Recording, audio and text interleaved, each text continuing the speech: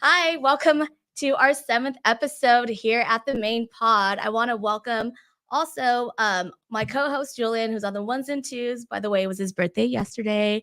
So happy birthday, Julian. So I have an amazing guest here with us today. She's a mother, she's a realtor, she's a daughter, she's a beautiful person, beautiful soul. Our lovely guest today, Ashley Diaz. Yay! Ashley, welcome on the podcast. This is our 7th episode. Are you excited to be here? I am. I'm excited to have you here. I've never gone live, so all of this was very new, but lucky number 7. Just breathe. You'll be my lady luck. So Ashley, I'm just going to jump right into it. You know, we all want to know about you. You've kind of been in the shadows, but not really. We know who Ashley Diaz is. We've heard your name. We know you're with Main Street, but we want to get to know you. Okay. So tell us, how did you get into real estate? I got into real estate. I had just graduated, and I was friends with Marlena De La Rosa, and I wasn't sure what direction. I had graduated with the ability to become a teacher, but that wasn't what I wanted to do. Education, really? Yeah. And so Marlena just happened to, she knew of Carrie Thompson, and Carrie Thompson was looking for an assistant. And I thought to myself, okay, let's try this. And so I interviewed with Carrie, and she hired me, and I worked. And it was a great experience. I learned a ton. For me, starting as an assistant was very helpful, as opposed to just becoming an instant agent, because you don't know what you don't know. And there was so much I didn't know. Right. So working with her, I started with, contracts. I made all her contracts for her. So for probably a good year, I didn't really even interact with clients. I learned all the paperwork, disclosures, how to situate a file. I set up appointments and things like that. So, I started as an assistant. I was probably that for about 2 years before I went out on my own. Oh, that's awesome. It's funny you even say that, because it's kind of like the similar story to me. I jumped in. I went to Cal State San Bernardino to become an educator. Yeah, that's where I graduated from. And then I remember my cousin, who is a broker, I'm sorry, still active. He needed an assistant. I was working at Castle Park. I was 17, and I was like, let me try this out. And same like you, I was going to become a 3rd grade teacher. That was my goal. I'm going to become this 3rd grade teacher. And then I became his assistant, did all the contracts, shadowed him for a long time. And just, it's funny how you had Marlena as a shadow. I had Manny, who's my cousin's best friend. And I shadowed Manny, and shout out to my cousin, Danny Lemus. So I shadowed both of them. So now it's funny how Marlena and Manny are now like one big team. Yeah, Marlena is definitely. How crazy. I did not know that story. Carrie. Yes. That's awesome. So during that time, what year was that? Share with us. I got my license in 2004. Okay. And so I was probably hired. I had my son 2005. So late 2004, early 2005. Okay. And well, that was just the beginning. Okay. Right, so you were still doing you were assisting with Carrie, had a newborn. Yes. Man, how was that? Hard. It was not easy, but I made it work. You can make anything work. And he was a good baby. Would you bring him to the office and stuff too? No, I didn't. I had a lot of help outside of the office. Nice. As he got older and I went out on my own, he did definitely go to appointments with me and things like that. But at first, no, I had childcare, and I focused on the office. Nice. So then during that time, transitioning, moving forward, I know you were doing REOs as well, right? Yeah. When I went out on my own, I focused on REO. So that was right when I went out on my own was right when the market crashed. So tell us about that. I worked with my best friend. I was a partnership with my best friend and Tara, and it was awesome. It was nothing like traditional real estate. Every day was different. It was it was great though. I liked it. It was very busy. It was fast paced. You never knew what was coming, because you didn't know what the next house was going to be, where it was going to be, and who lived there. But yeah, I liked it a lot. It taught me a lot. It's different when you're an assistant. You think you know everything until you go live. And then you're on your own. You're like, what? And there's so much I still didn't know. So that first year was hard, but we made it through. And we did REOs probably until 2010 or 11. Wow. What was your biggest lesson during that time? Like, what did you learn most, I would say? What did I learn most? I guess how different everyone lives. Because when I worked with Carrie, and when you're working with traditional real estate, people who invite you to their home that are trying to sell their home to make money, their home is clean and nice. And, Carrie did a lot with new home builds too. So they're nice. And it's, best case scenario, when you're working with REO, it's people at their worst day. Mhm. And it's, you definitely see people at their hardest time. They're not excited to see you, which is the opposite of a listing appointment when people are hoping to, make money and move to their next home. So it was definitely very eye-opening. I saw a lot of people in their real life and their struggle, and not everyone has a clean house. Yeah. Did you ever do like evictions too, like cash for keys and stuff? Yeah, I remember those days. So we had to go to court. We've done all that. Wow. Do you have a crazy little story about that? About going to court? One thing I could say about court is, and I was not, I did a good amount of REOs, but this is just my story. They never sided with the bank. The tenant always was given, the additional time as well as cash. So, I mean, I showed up on behalf of the bank, but it always favored the tenant. And I had one lady come chase me after court with the really bag. I didn't have that, and then was arrested right there on site. So that's why I'm like, oh man, I remember those days. Fun and not fun, but scary things. Make your payments. Lots of scary things. Lots of you get to the home and you assume it's empty, but there's somebody living in the master bedroom closet, and you're in there by yourself, and Did you ever have I always had someone on the line with me? Tara, we always went together. Oh, together, perfect. Yeah, we always did that together. I never went by myself. Our territory was Rialto, Muscoy, San Bernardino. Oh, you were out that way. Yeah, we weren't going alone. Yeah, definitely not. No. Carry that mace with you. Yeah. So after that happened, after the REO little phase and the BPOs, what was that transition like now going into traditional real estate for you? Or when did that happen? Well, I guess what happened after REO was I transitioned directly into short sale. I didn't sell really helping someone, make money for multiple years on my own because it was distressed sales. It was REO and then immediately into short sale. There was an attorney that we got leads from, and again, again, no one's happy to see you with a short sale. So I worked a stress sale for a really long time. I probably didn't work, traditional real estate where someone's, making money, except for maybe on the buyer side, listing side. I'm talking about probably until like 2011 or 12. I did a lot with short sales. I was very overwhelmed with short sales after a while. We had a good processor. So she was awesome, Lori Trelizzi.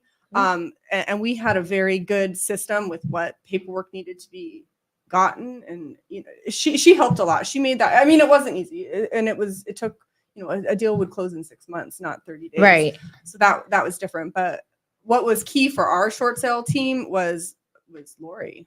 Yeah. So you have to have a good team, obviously, especially in the short sales, because there's a lot of, papers going back and forth with the banks, and you have to be organized. You get a new updated copy and bank statements, whatever it is. Yeah. And then waiting for that approval, that, the lender approval that.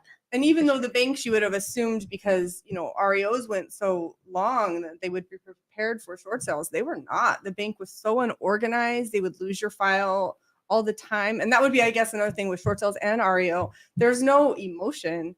No, there wasn't. They don't care if you've submitted it 6 times and if these people are desperate to have an answer. There's no emotion. It's very sterile as opposed to when you're working with traditional real estate. Yeah. Yeah. That transition, I don't know, for me was it's very different, like you said, from the REOs to short sales and then going to traditional. Yeah.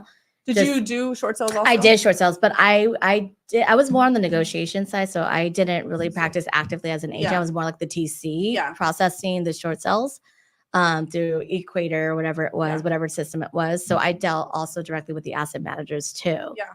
So I was more on the operations side of it. So I can only imagine you on the front and then having your team, you know. It was crazy too with short sales, how many people couldn't accept what was happening or, just didn't realize and would push things until there was no option. If you had just done what we said 2 months ago, this wouldn't have happened. Oh, that was the other thing, right? Like helping them and guiding them through it. It's that was a hard part. I felt like how you said many homeowners didn't understand that process or didn't want to accept it. Didn't want to accept it. To move forward. Look, this is what you need to do in order to at least help get you something back. And when you're in financial problems, it just naturally leads to every other aspect of your life is in problems. So I've heard all kinds of divorce stories, people cry. It was sad. There was a lot of hardship. You should have got your psychology degree instead. Right? For any type of real estate, you need that. There's crazy people everywhere. Definitely counselor. I'm like, man, just lay it on me, okay? Jeez. Did you ever have that one family where, like you said, there's no emotion to it? Normally, right? The banks don't care. It's just the transactions. And move on to the next. Did you ever get that one home where you're like, man, this is just a bunch of BS? Where, I'm sure there was many, but I know I've came across a few where I'm like, there's little kids and you're just heartbroken and, I have to evict them. Oh man, I don't know if I can do that. I have, eviction was the worst. And having to walk through the house and the eviction was the worst. Yeah. The eviction was absolutely the worst. Oh yeah. People, I know I have a soft spot in my heart for animals. And everyone would just leave their animals in their house. I got multiple dogs during that time in my life. Oh, really? Because you were adopting them left and right. Wow. Them. Once Tara and I don't even know how to happen. We did the cash for keys and we went back and we were leaving and we're like, God, I hear barking. And we went back and behind the shed, someone had tied up a dog and just left it there. Like, why wouldn't you just open the gate? Yeah, at least let the dog go free. Give it a chance. Something. That's heartbreaking. Yeah, I have. Thank God I never came across that, like animals or, but I have horrible stories. No, we don't want to hear the horrible stories. I've had squatters like pop out the closet. Yes, I've had that. People living there. Yeah, I've had quite a few times and I'm just like, whoa, run down. Once we did an eviction for it was an REO and a lot of times things were resolved before the police actually had to come and do a lockout. I didn't do that as many times. Usually you can negotiate and it didn't come to that. However, once we did it and it was in Rancho right by Victoria Gardens and the police go in first and he came out and he looked right in our eyes and was like, oh, I'm sorry, there's a hanger, and told us there was someone inside there. And we believed it. And he brought us in and then laughed, like, haha, just kidding. Nobody's here. He was just joking. Oh my gosh. What? Right? That's crazy. Yeah, come check this out, guys. Yeah, that's and me and her were like, I guess we have to go in. Yeah. What do you do? The cop told me to come in. There was nobody trying to do my job. Oh heck no! I would have been like, "Are you serious? You really want me to be a witness now?" But that's what's so different about the stress sales. Things like that are never going to happen in a traditional real estate transaction. Right. So once short sales came and went, we all know that, and then like you mentioned, you moved forward, fast forward into the traditional market. You had your second son by then, or at that time. 2010. Okay. So now you're a mother of two doing real estate. Mm-hmm. So what was that like now transitioning now, now we're seeing the light at the end of the tunnel. There's yeah. Let's put it that way. Every day is not some sad day. Yeah. And it wasn't sad. It was exciting. No, but yes. As far as homeowners, it was good. And working with homeowners is so different.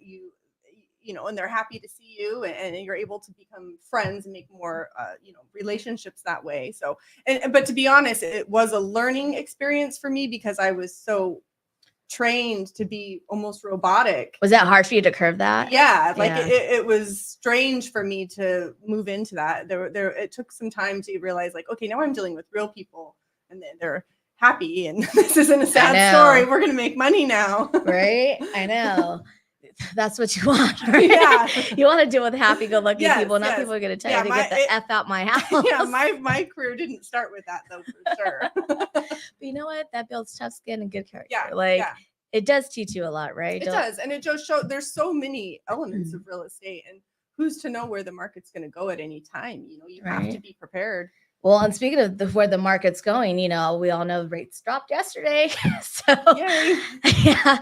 So do you want to little talk about what your thoughts and share about that with the market, with the rates dropping, and this today's market's a lot different, obviously, than it was a couple months ago. Yeah, So I'm grateful that the rates are dropping. I listed a home last week, and so I'll be doing my first open houses Saturday and Sunday of this weekend. Awesome. So I'm interested to see what the flow, like, what is traffic like? What is the public's perception of what's going to happen? I do hope and believe that rates will continue to adjust. But that sounds like great news for everyone, and it is. However, I believe that it's prices, because prices haven't really come down at all, even though rates have been high. There's just been less inventory. So I feel like what's going to happen, especially with a lot of people I've been talking to that I stay in contact to, I know want to sell. It's just the time's not right.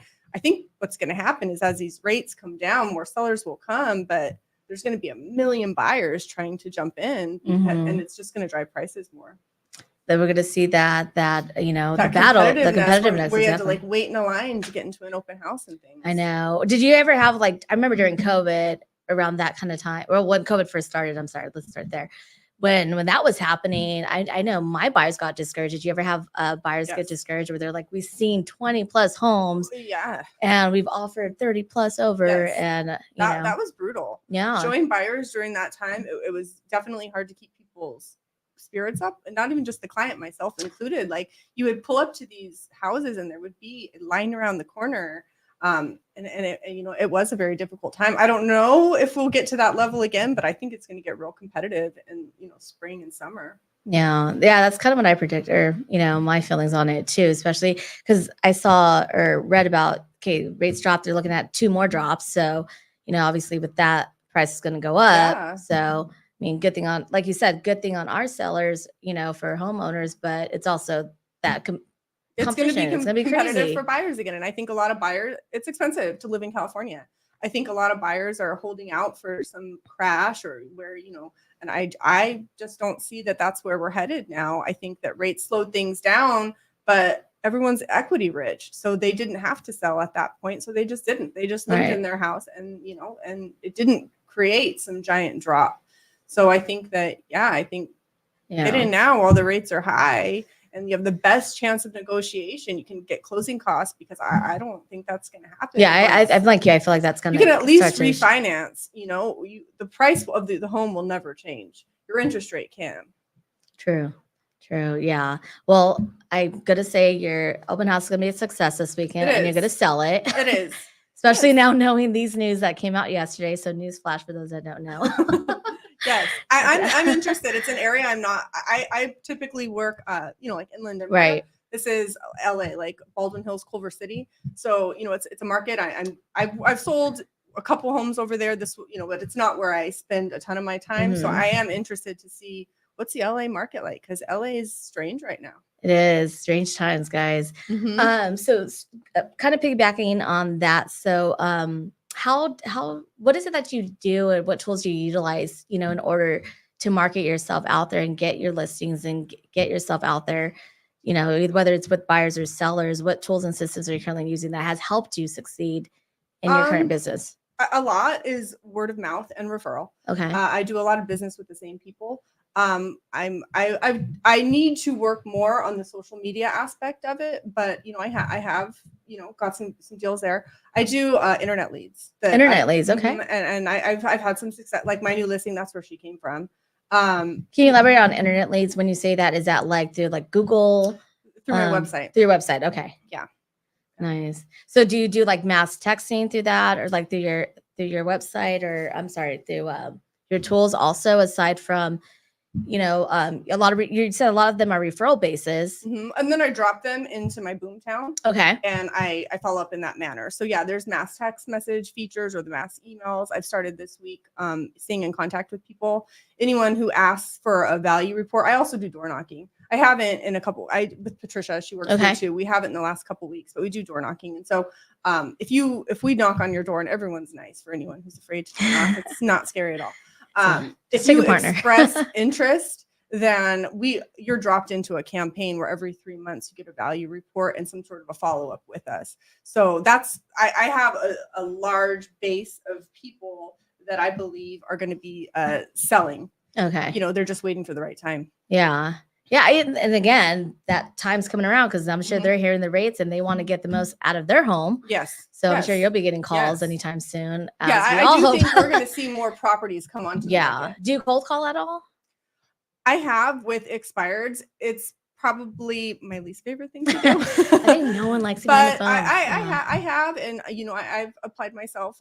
Geo helped me set up a drip campaign for expireds, where it's text messages and emails that go out, and that makes it easier. In addition to the cold calling, tomorrow for my open house, I'm going to do call around the neighborhood, which feels a lot easier than, you know, everyone likes to be invited somewhere. Right. So when you're just calling, to be like, hey, I'm just inviting you to the open house down the street. That's the easiest type and the best type of cold calling for me.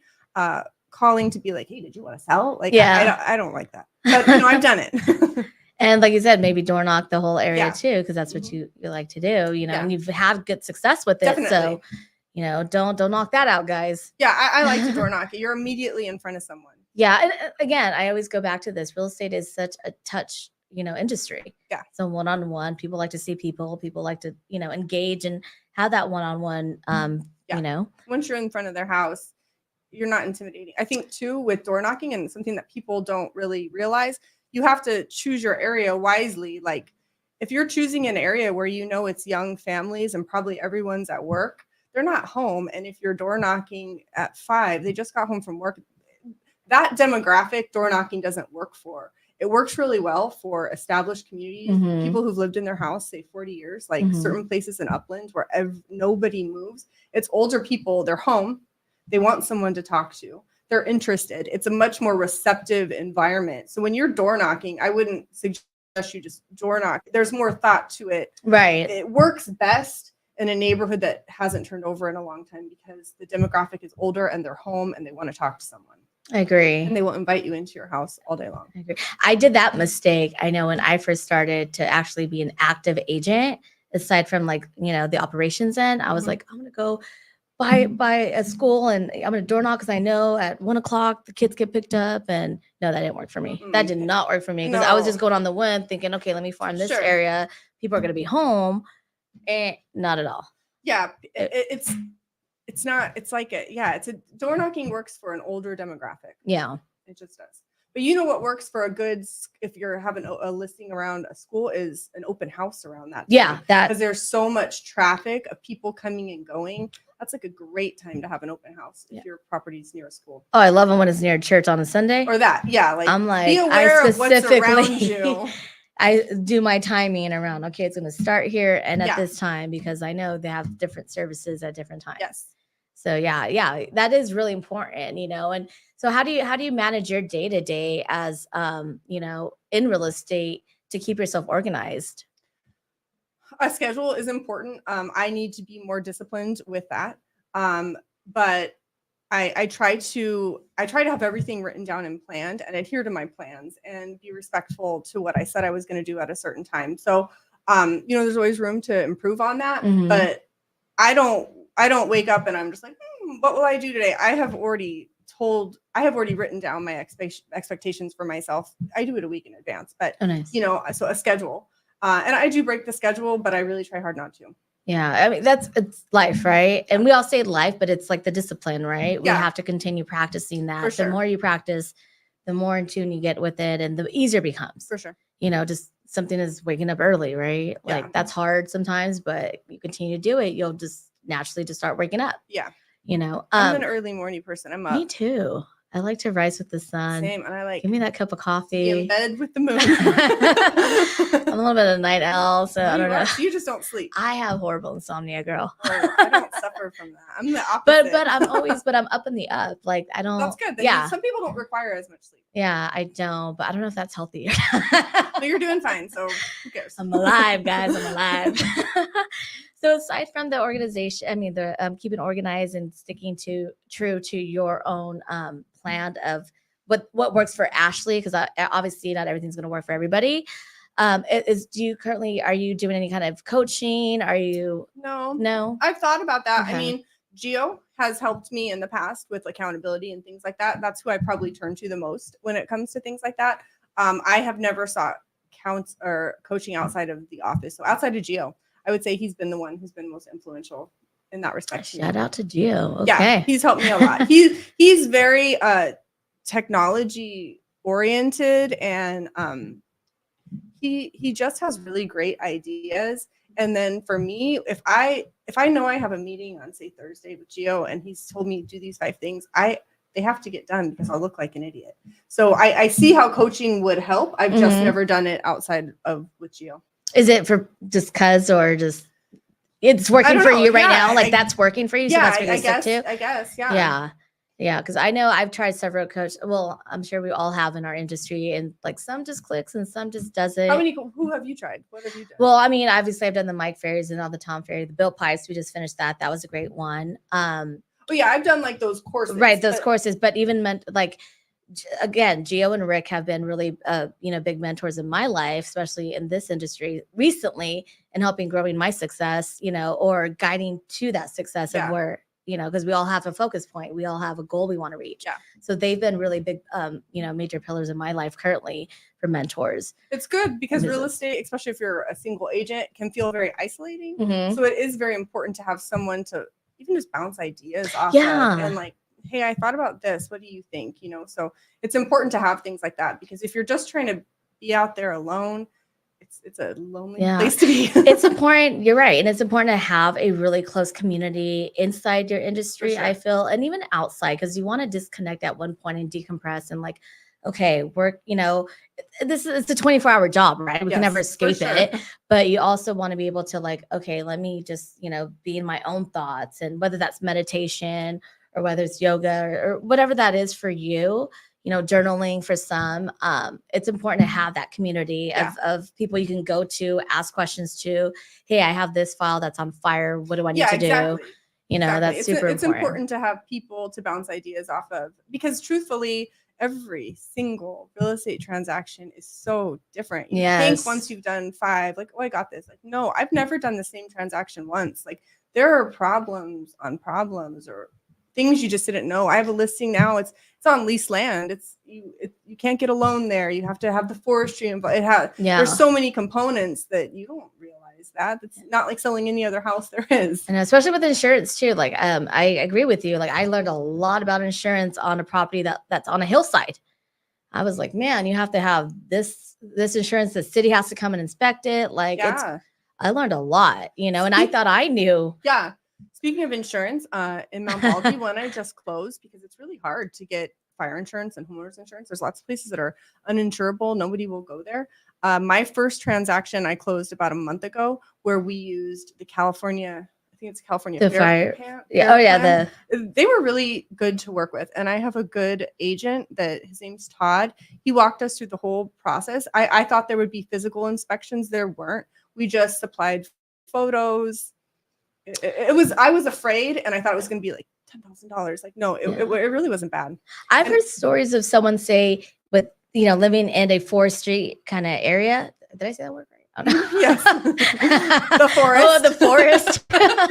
Living in the forest. Living in the forest, guys. We're going rural. That some insurances have called out, and I'm seeing this because I've heard this from my godbrother who lives up in Big Bear. His insurance made him cut down 2 trees. So he had to call the city that had come down and cut these trees. And he's like, I live in Big Bear in the middle of the forest. Like, explain this to me. My listing in Mount Baldy right now, she's being dropped for insurance. They're mandating a new roof because she doesn't have the paperwork to prove when she got her roof done last. And so she says it's 20 years old. They don't care. So she's being dropped in January unless she puts on a new roof. Yeah, that's so crazy. So make sure to get those insurance quotes done early in the middle of a transaction. Yes. Not in the middle, early in a transaction. And I think roofing is going to become more and more of an issue, because even me, I live right up the street. They're saying that my house has an 18-year-old roof. Well, my roof is 3 years old. I just put it on. So I have to like prove all that and send all this paperwork. And oh man, I think they're going to start mandating roofs. Wow. We should start a roofing business. We should. I'm down. Sounds awful. So down. Forget the solar. We'll have the solar later. But I think roofs are going to start. Yeah. You're going to have because that California Fair Plan, some of the pictures you have to take, it's the roof. They want to see the roof. I haven't had that yet. I've had to take the surrounding areas. Like I had to take pictures of that, send it to the insurance to help get the quote for my client. Yeah. You know, that has come out the roof yet, you know. We've had and luckily the listing that closed, our roof is fine. So this new one that we're in escrow on now, the buyer just has to accept it uninsurable. Jeez. She's doing a lot of repairs anyways, and it needs it. So it'll get a roof and it will be insurable, but she's going to have no insurance. Yeah. Until she's got a new roof. Do your due diligence, people. It's very important. Yeah. And insurance has changed a lot in California. So absolutely. Definitely explore upfront. Absolutely. Yeah. It's insane how these prices have gone. Almost like a mortgage payment. I feel like, just like, all right, let's calm down. Just insure me, we'll be fine, guys. Jeez, make the payment. Yeah. And it's scary in a place like Mount Baldy, like you want insurance. Yeah, definitely. You would think, I get it. There's all the rules and regulations, that California has, but you want me to cut down a tree and put a new roof? Yeah. How about you help me pay? And when you're on forestry land, they can just come at any time. Really? And mandate you do things. Because you don't own the land. Yeah, that's true. You just own the structure. I did not know that. And did you know that I just learned this too with dealing with this lady who's going to lose insurance? If you don't, because you're in a contract with the federal government. So if you don't adhere to that contract, they can give you a notice and you got 3 days to move. Really? They'll just tear down that house because they don't want to be property managers. So at any time, if the forestry takes a property back, they just tear it down. They don't resell. I did not know that. That is. They'll just turn it back into the forest. Really? I would think. I don't know. Yeah, I don't know. Like Rachel, she's our rep for the forestry department. She said that a couple times in Mount Baldy, people have passed away that didn't have family or someone to give their home to, so they just give it to the forestry department and they'll just tear it down. They literally just voluntarily give it back. That's crazy. I did not know that. Something totally bulldoze it right on down. I can't even give it to my family. I can't even deed it. Well, you could, but if you didn't and you left it to the forestry, they'll just tear it down. I did not know that. I'm gonna look into this. I'm gonna really look into this. I'm gonna think about the next home. Next time I go door knocking, I don't know if it's gonna be up in Baldy or I don't know if it's gonna be up in Arrowhead. Don't do it in Baldy. You'll just be walking all day. It's a good hike. I need the cardio. Yeah. Okay, so that transaction happened, or it's happening, you said. Yeah. Right? Okay. Man, I'm just trying to think. Again, I'm just wrapping my head around this whole insurance thing with them, the whole tear down the roof. Yeah, I think insurance is going to become more and more important, especially in certain areas. Yeah. Well, like you said, it's hard to get in California, so do your due diligence. I keep saying, get that insurance quote and save ASAP. your paperwork, because that's a problem. I came with my roof. I don't know where my paperwork went, so I had to go back to the contractor and because my insurance company wants it. And I do not live in the mountains. I live 3 miles away. All right. Well, just save everything when it comes to your paperwork. Home. Save your paperwork. So transitioning a little bit, looping back into the whole coaching, aside from the insurance, we got sidetracked. Very informative, because now I'm going to look into it. I also wanted to ask you, going back into, I know you said your coaching is mainly with Geo, and that's been working for you. Throughout your life, is there someone that you've looked up to as a mentor that's helped shape who Ashley Diaz is today? Gosh, I mean, if I'm looking within the industry, I would say in or out the industry, just your life in general. My mom would be, the biggest person who's always helped and supported me. We're very close. I'm an only child. But yeah, that's probably the biggest influence on my life. Yeah, I would say my sister has been mine too. Aside from a lot of, because she was an immigrant coming here, my half sister, and I looked up to her. No English, got a full ride. Became a full ride to UCLA. Oh, wow. Got her master's, became a social worker. So that's my mentor. If she can do it, I got no excuse.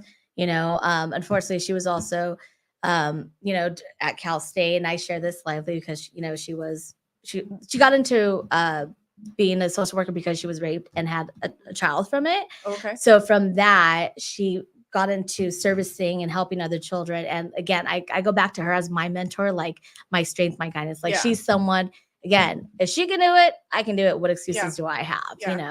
And that's also, even in real estate, I would even say, there's times, I'm sure you've had times where man, I just want to quit. For sure. I'm I'm just gonna give up, and it's just hard, or that I don't know when that next check's coming in, I don't know when the next deal's coming in, and it's just that motivative going like, don't quit, don't quit, don't quit, don't quit. Yeah, you have to have strong self-reliance to keep moving, and just you have to keep moving forward. You just always do. Can't get stuck in a bad day.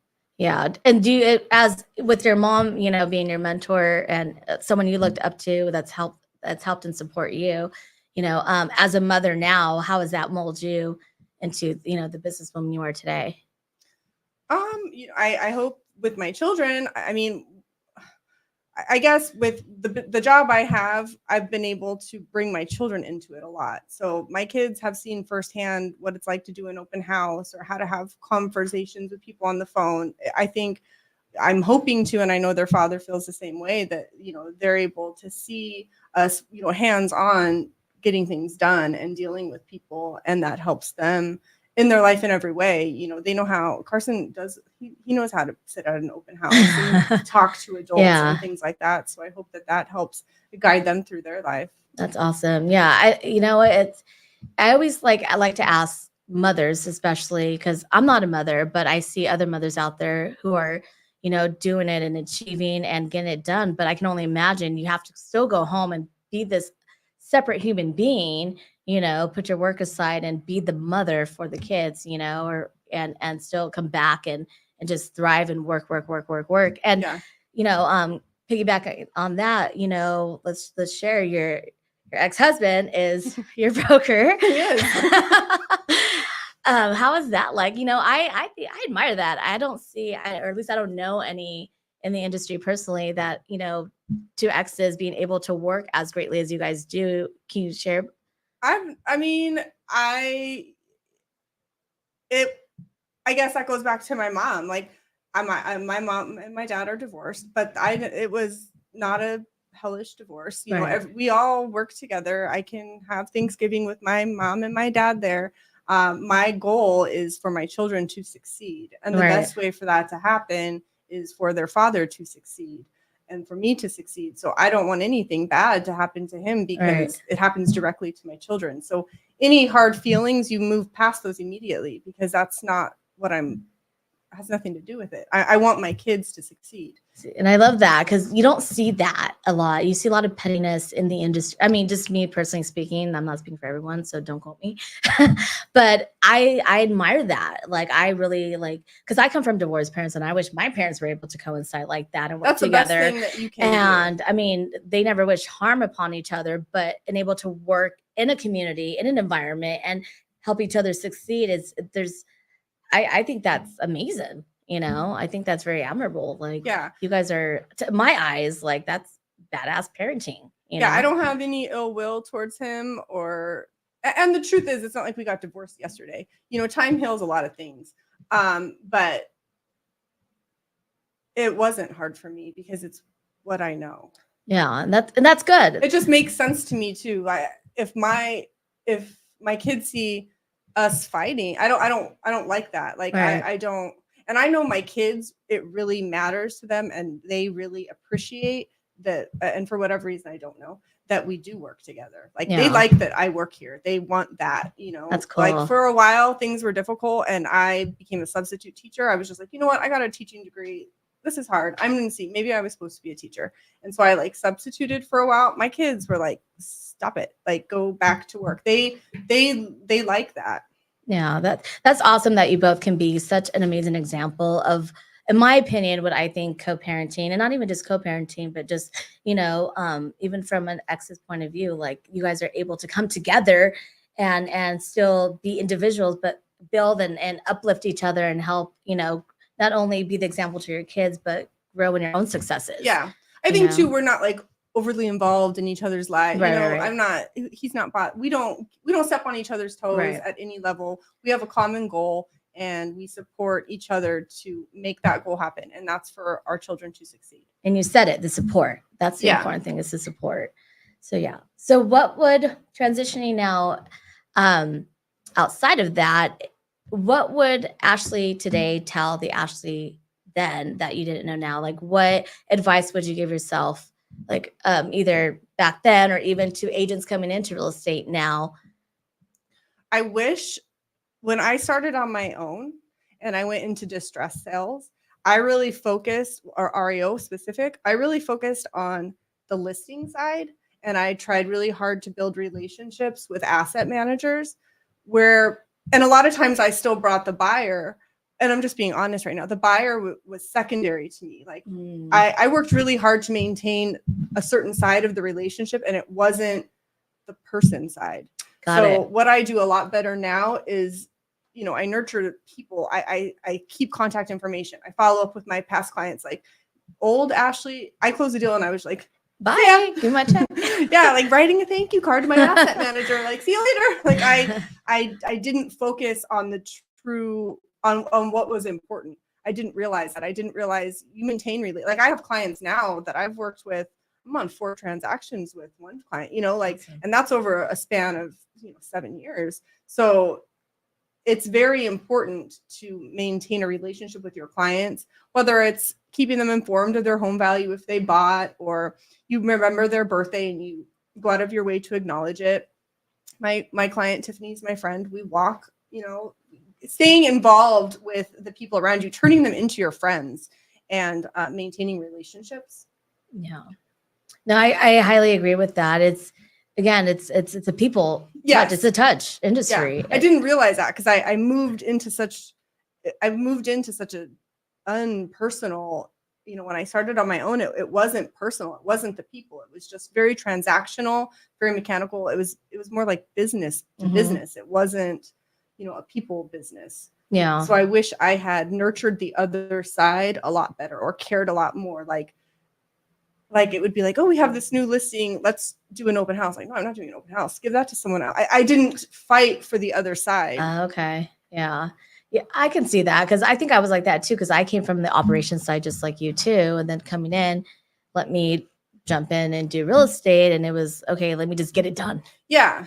I was transactional. Yeah. For the first couple of years.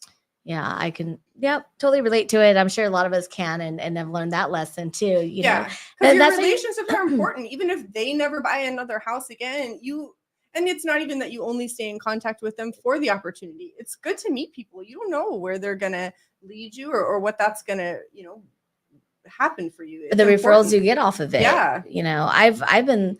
I don't know about you, but I've had from other relationships them send me referrals to other people. Yeah, just because I did that one transaction with them and I stayed in touch. But again, I learned the hard way. Yeah, I wonder how many things I lost because my focus was not there. It was like I'm getting back in front of my computer to see where they're sending me next. Like I just didn't.